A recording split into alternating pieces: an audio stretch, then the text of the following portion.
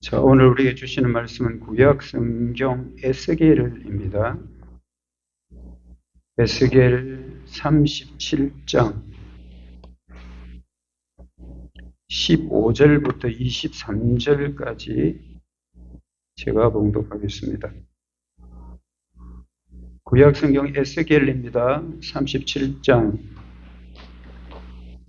15절에서 23절까지 제가 봉독합니다. 1210쪽 부분에 있습니다. 구약 성경입니다. 1210쪽 부분에 에스겔 37장 15절에서 23절까지 제가 봉독합니다. 하나님 말씀 들으십시오. 여호와의 말씀이 또 내게 임하여 이르시되, 인자야, 너는 막대기 하나를 가져다가 그 위에 유다와 그 짝 이스라엘 자손이라 쓰고, 또 다른 막대기 하나를 가지고 그 위에 에브라임의 막대기 곧 요셉과 그 짝 이스라엘 온 족속이라 쓰고, 그 막대기들을 서로 합하여 하나가 되게 하라. 네 손에서 둘이 하나가 되리라. 네 민족이 내게 말하여 이르기를, 이것이 무슨 뜻인지 우리에게 말하지 않겠느냐 하거든. 너는 곧 이르기를, 주 여호와께서 이같이 말씀하시기를, 내가 에브라임의 손에 있는 바 요셉과 그 짝 이스라엘 지파들의 막대기를 가져다가 유다의 막대기에 붙여서 한 막대기가 되게 한즉 내 손에서 하나가 되리라 하셨다 하고, 너는 그 글 쓴 막대기들을 무리의 눈앞에서 손에 잡고 그들에게 이르기를, 주 여호와께서 이같이 말씀하시기를, 내가 이스라엘 자손을 잡혀간 여러 나라에서 인도하며 그 나라에서 모아서 그 고국 땅으로 돌아가게 하고, 그 땅 이스라엘 모든 산에서 그들이 한 나라를 이루어 한 임금이 모두 다스리게 하리니, 그들이 다시는 두 민족이 되지 아니하며 두 나라로 나뉘어지지 아니할지라. 그들이 그 우상들과 가정한 물건과 그 모든 죄악으로 더 이상 자신들을 더럽히지 아니하리라. 내가 그들을 그 범죄한 모든 처소에서 구원하여 정결하게 한즉 그들은 내 백성이 되고 나는 그들의 하나님이 되리라. 아멘. 하나님의 손에 들린 두 막대기, 하나님의 손에 들린 두 막대기라는 제목입니다. 오늘 본문의 주제는 이런 겁니다. 하나님께서 분열된 북이스라엘과 남유다, 930년, 주전 930년에 북이스라엘과 남유다가 이렇게 나누어져요. 분열된 두 나라가 모아서 한 왕 아래 영원한 언약 백성으로 회복시킬 것이다. 이것이 에스겔 오늘 본문의 주제입니다. 오늘 설교 주제는 이것으로 하려고 합니다. 여러분, 6월달이 호국 보훈의 달이에요. 호국 보훈의 달, 오늘이 이제 6월 마지막 주가 되어서 우리가 대한민국 국민으로서 참 나라를 한번 생각은 해야 되겠다라는 그런 생각에서 오늘 본문을 정했고 말씀을 전하러 갑니다. 설교 주제는 70년 넘게 분단된 조국과 북한 땅의 진정한 회복은 오직 하나님의 주권적 은혜와 예수 그리스도의 복음 안에서만 이루어질 수 있다. 70년 넘게 분단된 조국과 북한 땅의 진정한 회복은 오직 하나님의 주권적 은혜 그리고 예수 그리스도의 복음만으로만 이루어질 수 있다라는 겁니다. 여러분, 우리 대한민국이 한때는 참 조선업이 굉장히 호황을 누렸는데요. IMF가 아니고 코로나 사태 그 이후에 또 많이 줄어들었다가 최근에 이제 다시 회복되는 추세입니다. 대한민국 조선업은요, 수주량 기준으로 따지면 세계 2위예요. 수주량 기준으로 따지면. 수주량이라는 거는 우리 배조 만들어 주소 하는 그 수주라 그러죠. 그런 걸 따지면 세계 2위고요.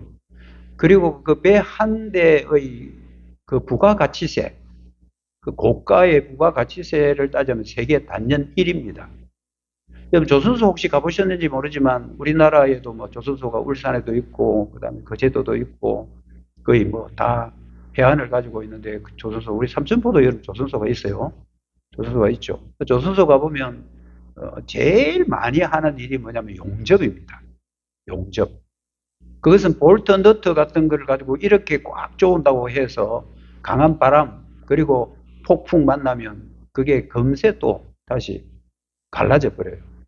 그래서 쇠 두 개를 완전히 딱 붙여버려야 돼요. 이 쇠 두 개를 완전히 붙이기 위해서는 고도의 열을 가해가지고 그 두 개가 완전히 하나로 돼버리게 하는 이 기술을 뭐라 그러면 용접 기술이라고 그렇게 합니다. 근데 안타깝게도 우리 한국 사람들 요즘 용접하는 사람이 잘 없어요. 그래서 여러분 외국인들 보면 주로 외국인들이 용접하러 많이 들어와요. 그래서 우리 삼천포도 보면 조선소 같은데 주변에 보면 외국인들이 참 많거든요. 그분들 주 기술이 뭐냐 하면 바로 용접 기술이에요. 제가 가르치는 외국인 중에도 용접 기술을 갖고 있는 사람들이 들어있어요. 여러분 용접이라는 건 뭐냐면 쇠 두 개를 완전히 녹여가지고 두 판을 하나가 완전히 되도록 하는 이게 용접입니다. 우리 초창기 우리나라에도 용접 기술 있는 사람들이 미국에 가고 그 다음에 호주에 이민을 갈 때 용접 기술 갖고 가는 사람들이 참 많아요. 그런데 그곳에 가가지고 이제 1세대들이 그 일을 안 하고 이제 다른 일을 또 바꾸고 하니까 어쩔 수 동남아 사람들이 또 호주나 또 미국 같은 데로 들어가서 다시 용접을 하고 있는 그런 상황입니다.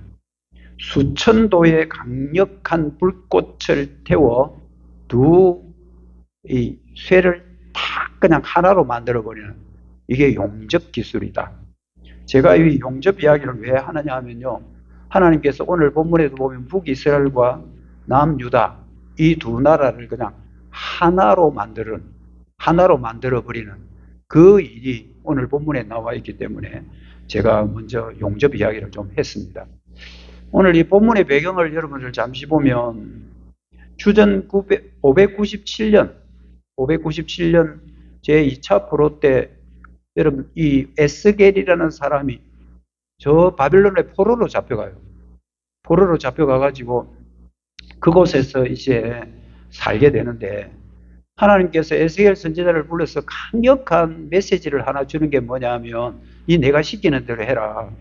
그리고 그게 뭐냐 하면 막대기 둘을 가지고 그 막대기 두 개를 네가 한 손으로 이렇게 딱 잡아라. 그 퍼포먼스를 해라. 는 그런 강력한 지시가 하나님께로부터 내려옵니다. 여러분 왜 이 퍼포먼스를 하나님이 준비를 했냐 하면요.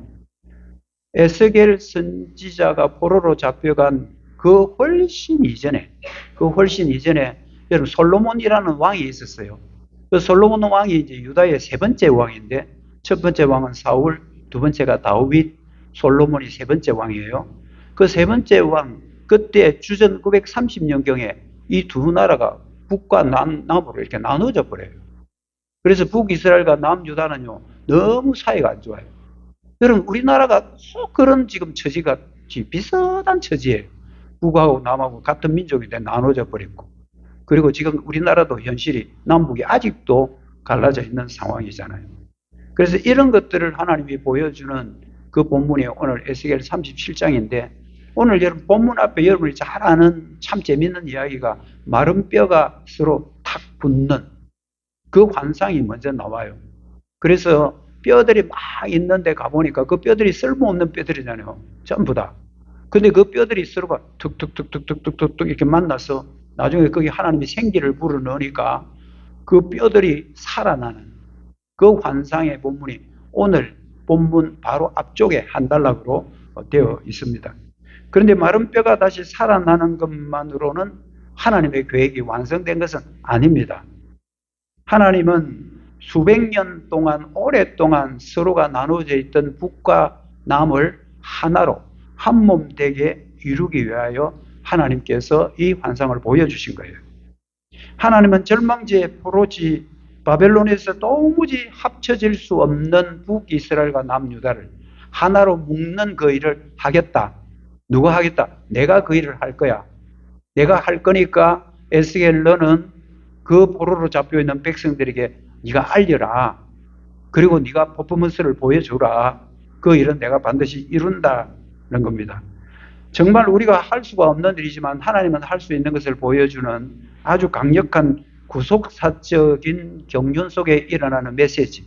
이것이 여러분들 에스겔 바로 37장 오늘 본문에 나와 있습니다. 16절에 보면 인자여 너는 막대기 하나를 가져다가 또 다른 막대기를 하나를 가져다가 막대기 두 개를 가져오라는 거예요. 막대기 두 개를 가져와 가지고 이 두 개를 한 손으로 이렇게 딱 잡으라는 겁니다.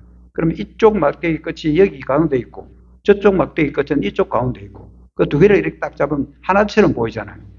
이 염새가 안 보이니까 에스겔 손 안에 염새는 딱 이렇게 쥐고 있으니까 밖에 보면 그냥 작대기 하나 딱 이렇게 들고 있는 것 같이 보여요. 그러나 사실은 막대기가 두 개예요. 여기 하나 있고 여기 하나 있고 이걸 탁 잡아라. 그걸 주님께서 말씀해 주셨습니다. 이 두 막대기는 뭐 두말할 것도 없이 북이스라엘 하나, 남유다를 가리키는 두 막대기입니다. 북쪽 이스라엘과 남쪽 유다를 가리키는 막대기, 이 두 가지입니다.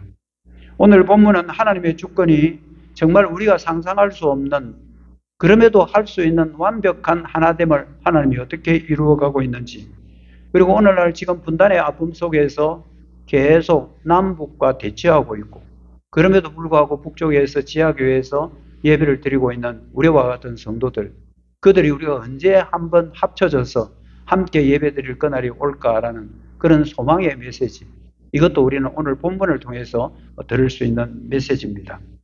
분열된 두 막대기를 하나로 만드시는 하나님의 복음적인 통일의 원리가 뭔가?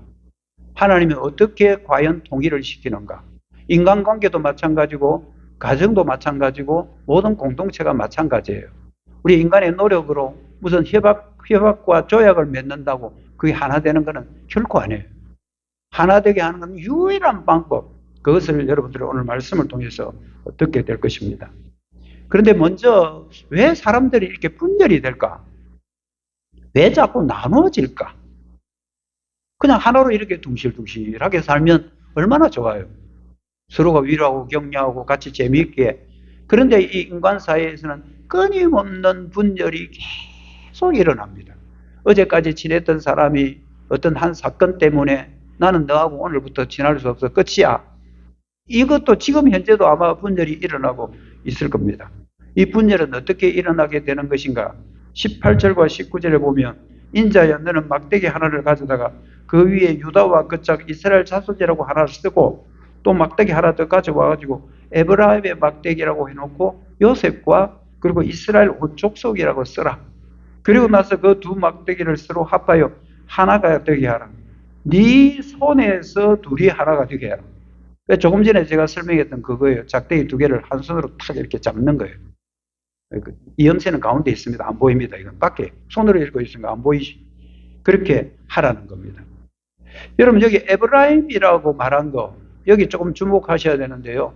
에브라임과 므낫세가 본래 이렇게 서로 같은 형제잖아요. 그런데 형님이 본래 므낫세인데 에브라임이 오히려 복을 받는 바람에 에브라임이 북쪽 이스라엘의 최고 장자권을 가지게 됩니다. 그때 첫 번째 그 왕이 누굽니까? 여로보암이라는 왕이에요. 근데 여로보암 왕이 진짜 잘못한 게 하나 있어요. 그게 뭐냐면 온 하나님의 백성들은 예루살렘에 가서 예배를 드리게 되어야 되는데 예루살렘에 못 내려가게 하는 거예요. 정치적으로.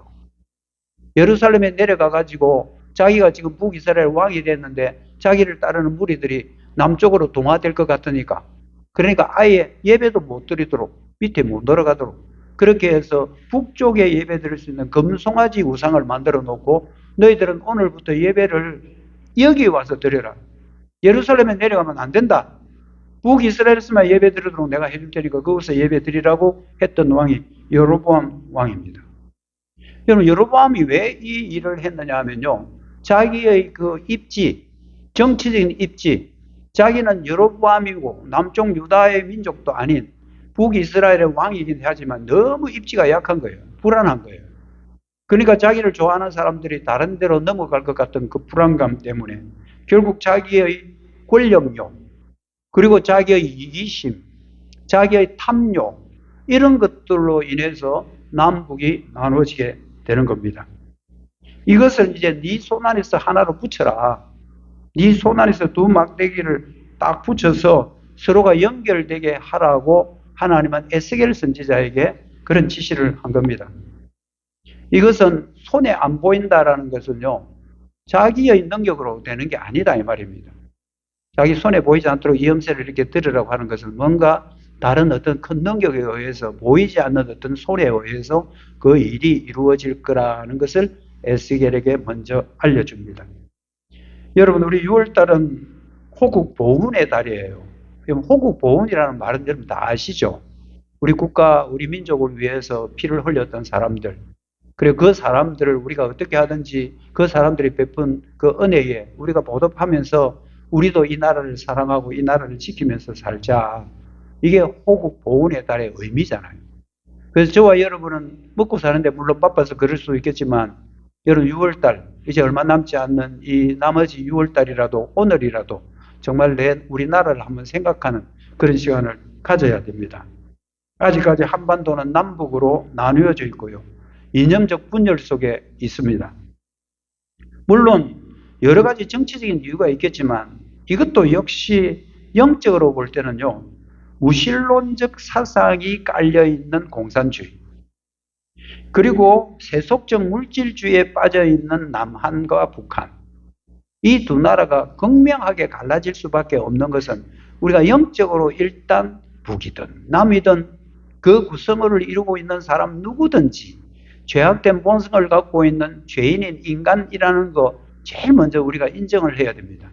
우리만 옳고 그쪽은 틀리고 그쪽은 틀렸고 우리만 옳다 이렇게 주장할 것이 아니라 분열의 원인은 우리가 분열시킨 것은 물론 아니지만 6월 25일 날 6.25 사변이 나고 그 6.25 사변이 끝나고 나서 이제 그게 결국은 강대국들의 자기들의 이득을 위해서 나라를 갈라놓은 거거든요. 그것이 지금까지 계속 분단의 70년이 이어져 오고 있는 거잖아요. 그것도 결국 그들의 욕심 때문이었고 자국, 소련과 미국 자국들의 이득을 위해서 작은 이 한반도를 반으로 갈라놓고 결국 자기들이 이득을 위해서 자기 편 만들기 위해서 합의하에 갈라놓은 거 아니겠습니까? 이런 거 보면 모든 분열의 원인은 인간의 탐욕이고 인간의 욕심적이라는 것을 우리가 알아야 됩니다. 여러분 북이스라엘 첫 번째 처음부터 이렇게 갈라졌던 건 아니에요. 원래 누가 솔로몬이 세 번째 왕 되고 그냥 네 번째 왕이 누가 돼야 되느냐 하면요. 솔로몬의 아들 르호보암이라는 아들이 있어요. 그 르호보암 왕이 이제 드디어 왕이 돼야 되는 거예요. 왕이 돼야 되는데 르호보암 이 사람은 솔로몬만큼 지혜롭지도 못하지만 탐욕이 굉장히 많은 사람이에요. 그래서 솔로몬 시대의 충신들 있잖아요. 솔로몬 시대에 솔로몬을 따르던 그 충신들이 그 아들 르호보암이 왕이 되니까 찾아와가지고 왕이시여 아버지가 했던 것처럼 평화롭게 나라를 다스리십시오. 어떻게 하든 평화롭게 나라를 다스리십시오. 그렇게 했고 지금 너무 토탈에 빠져있는 이 백성들이니까 르호보암 왕이 당신이 왕이 되거든 이 고통에서 좀 벗어날 수 있도록 국민들의 민심을 좀 챙겨주십시오 라고 그렇게 부탁을 해요. 그런데 그 르호보암이 뭐라 그러냐면 내 새끼손가락이 내 아버지의 허리보다 굵다. 그럼 이 말이 뭔 말입니까? 자기 새끼손가락이 이게 자기 아버지 솔로몬의 이 허리보다 굵다라는 거예요. 엄청난 교만입니다. 탐욕이고요.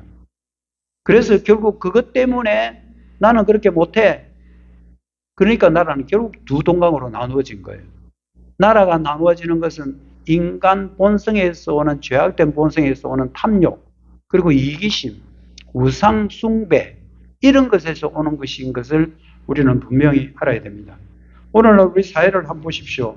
저와 여러분이 지역 간의 갈등 너무 심하고요. 세대 간의 갈등도 너무 심합니다. 세대 간의 갈등도 너무 심합니다. 아버지와 자녀들 사이에, 자녀와 손자 사이에도 너무 갈등이 심하고요.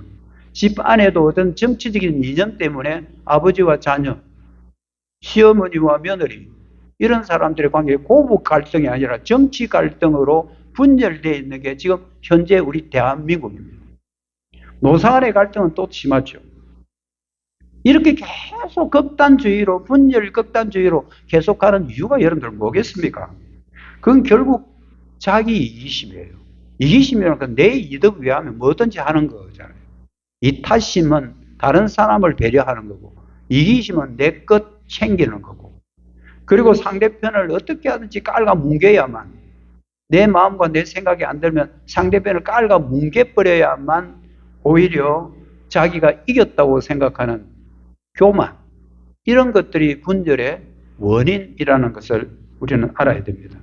교회 분열도 역시 마찬가지 아니겠습니까? 표면적으로는 우리가 뭐 진리 문제라고 이렇게 따지지만 사실은 기독교 역사를 가만히 보면 기득권 갖고 있는 사람들이 자기 기득권 안 뺏기려고 결국 우리 편은 일로 와라. 내하고 반대하는 사람 저쪽으로 가.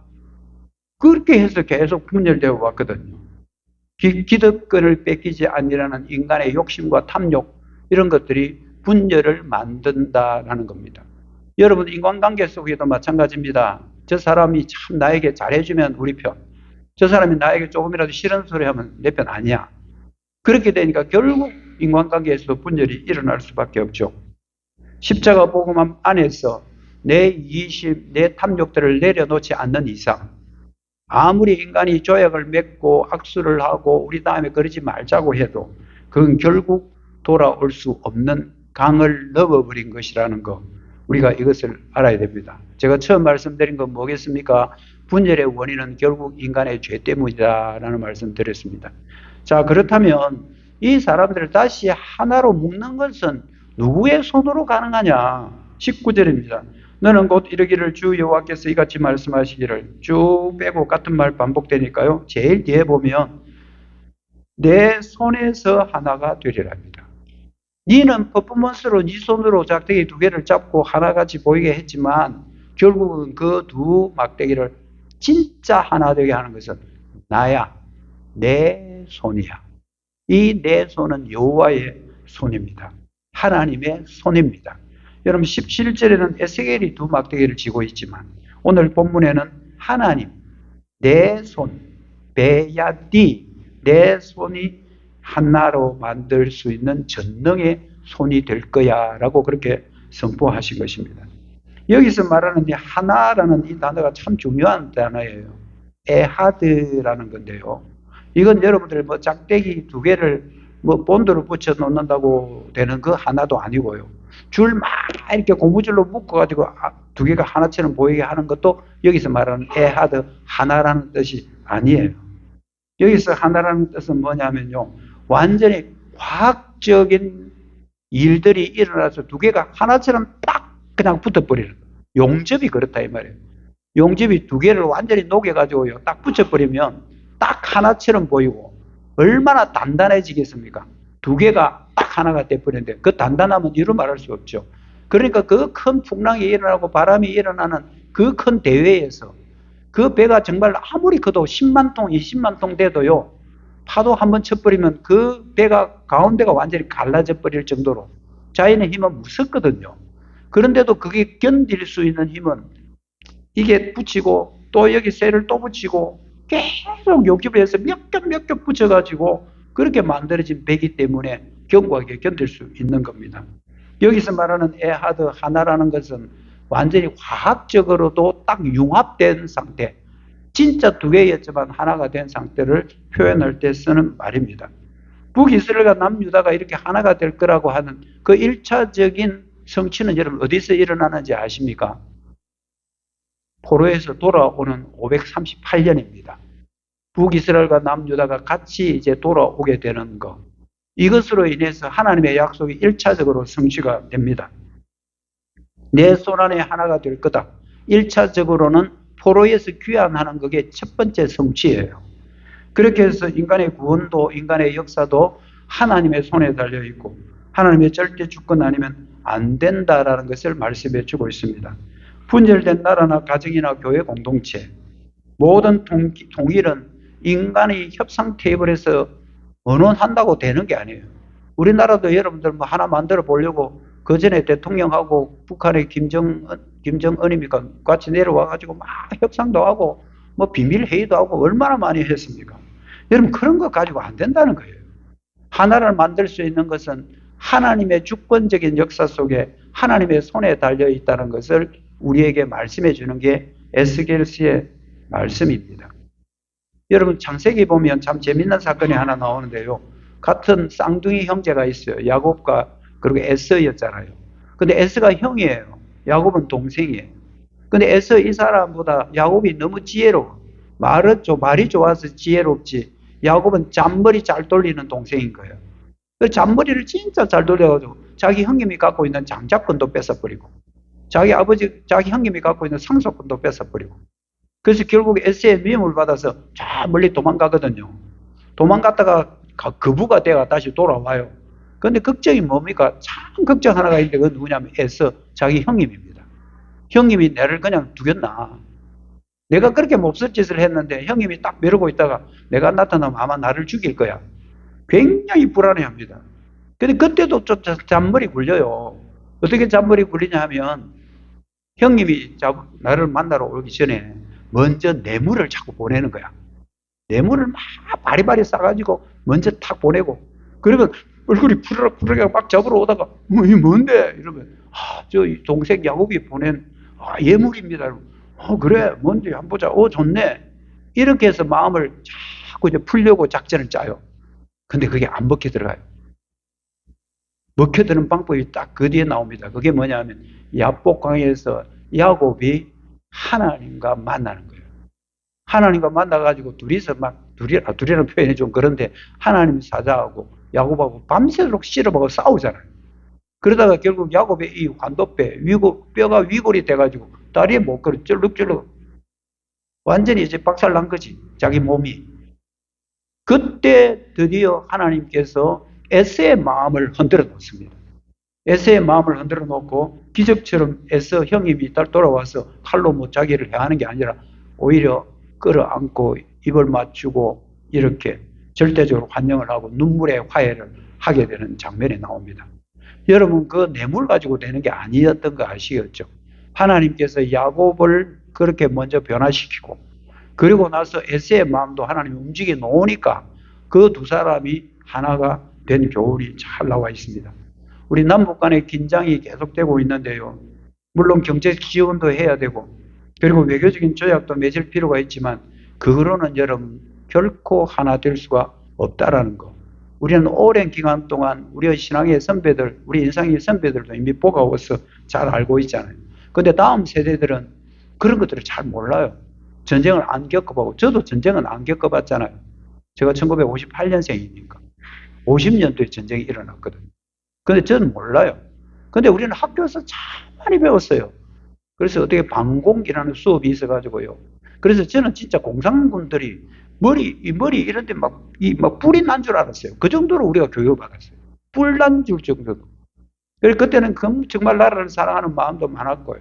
근데 오늘날은 외교적으로 참 뭘 많이 하기는 하는데, 그 다음 세대들은 이 전쟁의 아픔이 뭔지, 그 고통이 뭔지를 너무 모르는 거예요. 그래서 어떻게 하든지 방공교육을 시키고, 어떻게 하든지, 그래도 아직까지는 우리의 주적은 북한이라는 것을 계속 교육을 시켜야 되는데, 요즘은 정치인들도 그런 말을 함부로 못해요. 물어보니까 답 못하대. 주적이 누굽니까 하니까 그냥 얼무버리고. 여러분, 아직까지 우리 남북은 적대국 상태에 있습니다. 적대국 상태에 있다. 언제 그들이 우리에게 해를 가할지 아무도 모르는 지금 상황이에요. 이런 관계에 있는 남북한이 과연 무엇으로 이런 하나가 될 수 있겠습니까? 계속 우리가 물자를 퍼주고, 저 어떻게 하든 너희들 미사일 좀 만들지 마라, 미사일 쏘지 마라 하고 아무리 갖다 준들, 그 사람들의 그 마음과 의식이 바뀌지 않는 이상은 계속 공격은 계속 할 거고요. 그리고 또 그 밑에 지하에서 신앙생활을 하는 사람 잡히면 잡히는 대로 그냥 다 죽일 거고요. 그 시대는 계속 갈 수밖에 없는 겁니다. 북한의 얼어붙은 동토, 총칼을 내려놓게 하는 진정한 화해는요, 예수 그리스도의 피 묻은 복음 외에는 답이 없다. 이거는 우리가 교회를 다니기 때문에, 제가 목사기 때문에 하는 게 아니라, 정말 답은 복음으로 하나 되지 않는 이상 답은 없다. 그 굳은 마음들과 그 굳은 심지들을 부드럽게 하고, 내가 이래서는 안 되겠구나. 갑자기 잠자다가도 꿈에도 내가 이렇게 살면 안 되겠네. 그렇게 해서 한 사람이 한순간에 확 바뀔 수 있거든요. 그 일을 누가 해요? 다른 사람 못해요. 하나님이 하셔야 되고, 그건 결국 복음이 해야 될 일입니다. 그래서 마지막 세 번째로 하나 되게 하는 것은 궁극적으로 바로 그리스도이심을 말씀을 드리려고 하는 겁니다. 22절 23절에 보면 그 땅 이스라엘의 모든 산에서 그들이 한 나라를 이루고, 한 임금이, 여러분 여기 잘 봐야 됩니다. 한 나라를 이루는데 그 한 나라를 누가 다스린다? 한 임금이 다스리게 될 거다. 그래서 결국 그들은, 그 모든 사람들은 내 백성이 될 거고, 나는 그 모든 사람의 하나님이 될 거야. 여러분 제일 마지막 부분에 나와 있는 그 부분에 줄을 좀 치십시오. 그들은 내 백성이 되고 나는 그들의 하나님이 될 거야. 이거 그 유명한 언약 문구라는 겁니다. 구약 성경에 이런 표현들이 나오면 이것은 하나님의 언약이다. 하나님의 언약이라는 것은 인간의 노력으로 되는 것이 아니고 하나님의 약속 가운데 이루어진다라는 겁니다. 하나님의 약속을 하나님이 이루니 인간은 못 이루는 약속을 하나님은 이룰 수 있는 하나님이니 그 하나님이 우리의 하나님이 되고 우리는 그의 백성이 된다는 것은 유명한 언약 문구입니다. 여러분, 이렇게 해서 두 나라를 하나를 만들어서 그들을 모두 다 나의 언약 백성으로 삼을 거야 라는 하나님의 선포가 그 마지막 부분에 나와 있는 겁니다. 아까도 말씀드렸지만 이 예언의 1차적인 성취는 남북한이 이제 고국으로 돌아오는 것으로 하나가 이루어집니다. 그러나 그것으로 끝이 아니죠. 왜요? 물어볼게요. 여러분, 남북한이 그렇게 같이 돌아왔다고 해서 그 두 나라가 계속 화평한 관계로 살았을까요? 아닙니다. 그래도 계속 부딪히고 싸웁니다. 여러분, 이제 다시 고국으로 돌아온 사람들이 제일 먼저 한 일이 뭐냐 하면 성전을 재건하는 일이에요. 포로로 잡혀갈 때 586년에 성전 완전히 부서지고 파괴됐거든요. 그래서 하나님의 백성들이 예배를 드려야 될 거 아니에요. 그 예배는 성전에서 드려야 되는데 성전이 거꾸로 되어 있으니까. 그래서 성전을 다시 재건하기 위해서 남유다 사람들이 북쪽에 있는 사람 손을 내밀어서 얘들아 너하고 우리들 같이 좀 하자. 그랬더니 북이스라엘이 우리는 안 된다. 못한다. 우리는 절대 너하고 같이 할 수가 없다. 태클을 걸어요. 에스라 3장 4절에 보면 이로부터 그 땅의 백성이 유다 백성의 손을 약하게 하고 그 건축도 방해했다. 관계가 좋아져야 되겠다는 약속이 어디 간가가 사라져버리고 하나님이 분명히 두 나라를 하나로 되게 해주셨다고 하는데도 지금도 계속 이러고 있는 겁니다. 성전 다시 재건하라고 하는데 한 팀은 못하게 하고 한 팀은 하자 그러고 계속 태클 걸고 그게 2년이라는 세월이 흘려가지고요. 결국 2년 만에 다시 시작해가지고 나중에 516년에 드디어 성전이 재건되긴 하지만 계속 분열은 계속 가는 거예요. 이게 예수님 시대까지 왔다는 이야기 아닙니까? 남쪽과 북한의 관계가 얼마나 안 좋았으면 여러분 이쪽 이스라엘 땅은 땅이 좀 희한하게 되어 있어요. 제일 위에 갈릴리 지역이 한 지역이 이스라엘, 그 다음에 이 가운데 여기가 딱 북이스라엘 사마리아 지역, 그리고 여기 밑이 유대, 여기가 예루살렘. 그러니까 여러분들 위에 밑에는 하나고 그 가운데 딱 앉아있는 이 자리가 북이스라엘 자리란 말이에요. 그러니까 원수가 가운데 딱 있는 그런 구도예요. 그래서 남쪽 사람들은 북이스라엘을 보는 걸 짐승처럼 취급하고 저 사람들도 이 사람들을 같이 안 하고 이게 어떻게 하나가 됐단 말입니까? 하나가 될 수가 없죠.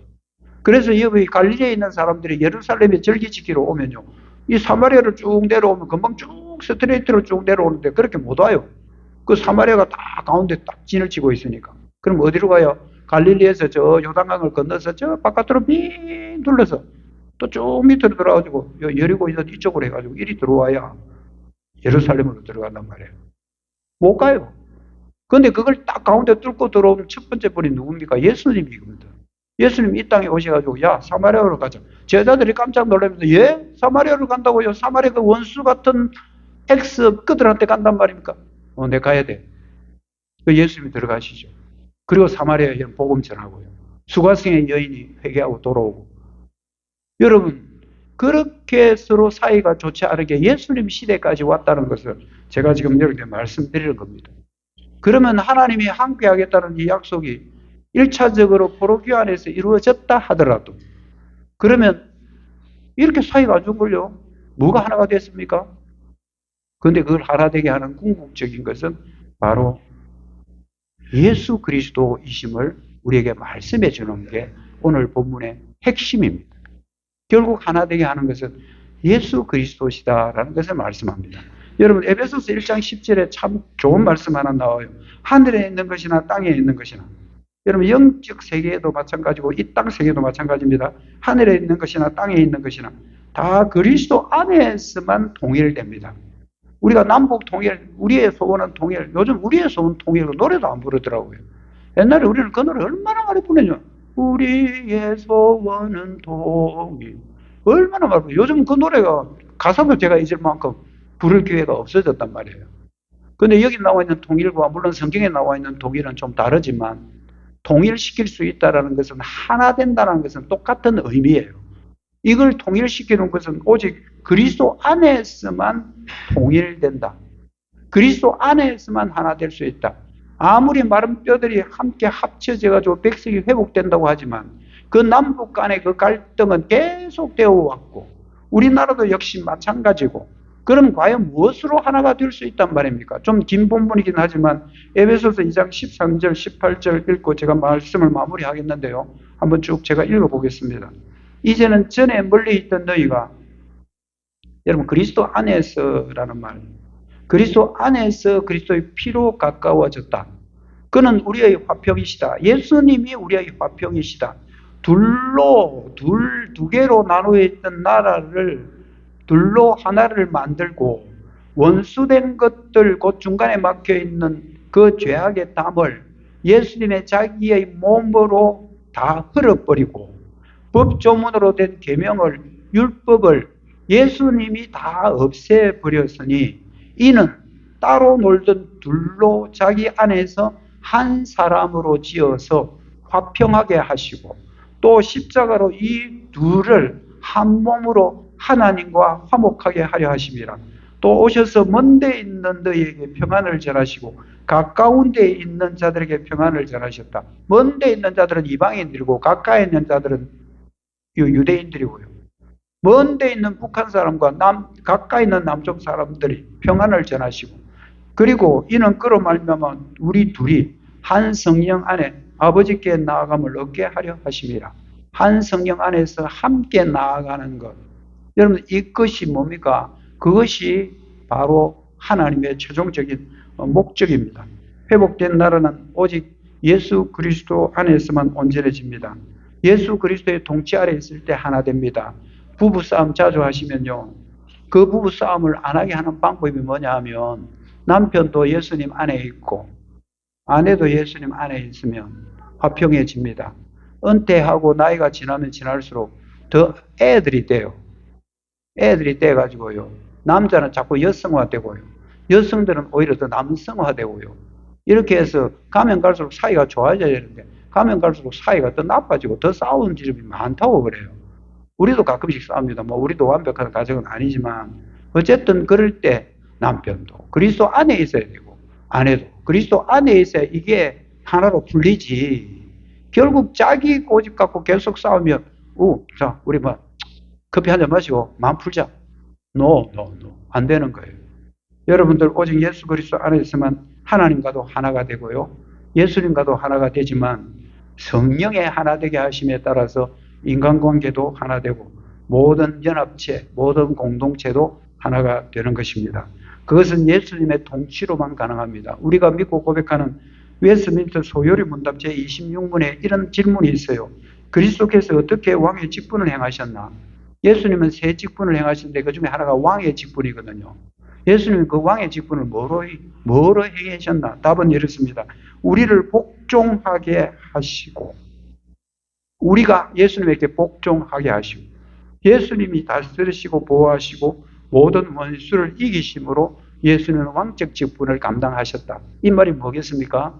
예수님의 통치 아래에 있을 때 교회 공동체든 가정 공동체든 국가와 민족이든 나라든 예수 그리스도의 통치 아래에 있을 때 비로소 하나가 되는 거지 다른 것은 방법이 없다. 우리가 줄곧 조국의 통일을 위해서 계속 기도하고 있습니다. 우리 장로님도 기도하셨고요. 여러분 우리는 계속 북한 지하 성도들을 위해서 그리고 이슬람권의 제3국에 있는 모든 지하 교회들을 위해서 계속 기도해야 되는 이유가 뭐냐 하면 그들을 통해서 그들을 주님이 안전하게 지켜주라는 것도 있지만 어떻게 하든지 그들을 통해서 믿지 않는 그 주변의 나라들과 주변의 사람들이 주께로 돌아오도록 주님 은혜 베풀어 달라고 기도해야 됩니다. 남북의 진정한 평화는 그리스도께서 분단을 원수케 하는 것은 사탄이에요. 악하게 하는 것들은 전부 다 그 사탄이 다 뒤에서 막 조작해가지고 둘이 싸우게 만들고 이렇게 하거든요. 그런 것들을 주님의 이름으로 깨뜨릴 수 있고요.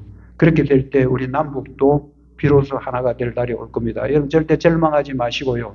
여러분 기도할 때 항상 우리 남북 간의 통일을 위해서 그 통일은 정치적이고 어떤 협상에 의한 통일이 아니라 그것은 오직 복음으로 통일될 수 있습니다. 여러분 왜 지금도 북한의 지하교회 성도들을 두셨을까요?